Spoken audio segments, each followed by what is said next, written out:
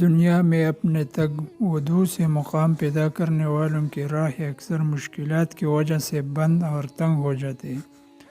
ان کی امیدیں ٹوٹ جاتے ہیں، گمراہ ہو کر گناہوں اور شرک میں پڑ جاتے ہیں، جادو ٹونا کے وہموں میں پڑ جاتے ہیں اور ڈپریشن میں مبتلا ہو جاتے ہیں۔ آج ہم آپ کو ایک ایسا کلمہ پاک کی خصوصیات سے متعارف کراتے ہیں جسے پڑھنے والوں پر دنیا ہی کیا آخرت کی مشکلات بھی کم ہو جاتے ہیں۔ کاروبار ہو یا ملازمت میں عدم سکون، گھریلو ناچاقی ہو یا کالے جادو کا خوف، الغرض یہ کلمہ پڑھنے والوں پر شیطانی اعمال کا اثر نہیں ہوگا۔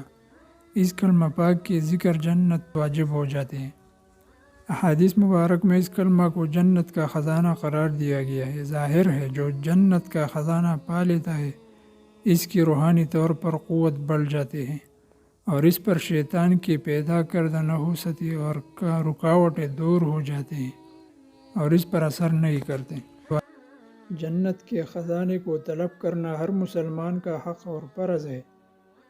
اس خزانے کی دعا کیوں کرنی چاہیے، اس بارے یہ حدیث مبارکہ ہی ہمارے لیے کافی ہے، جس میں رسول اللہ صلی اللہ علیہ وسلم نے حضرت ابو موسیٰ اشعری سے فرمایا تھا کہ میں تمہیں وہ کلمہ نہ بتا دوں جو جنت کا خزانہ ہے۔ حضرت ابو موسیٰ اشعری نے عرض کیا، میرے ماں باپ آپ صلی اللہ علیہ وسلم پر فدا فرمائیے۔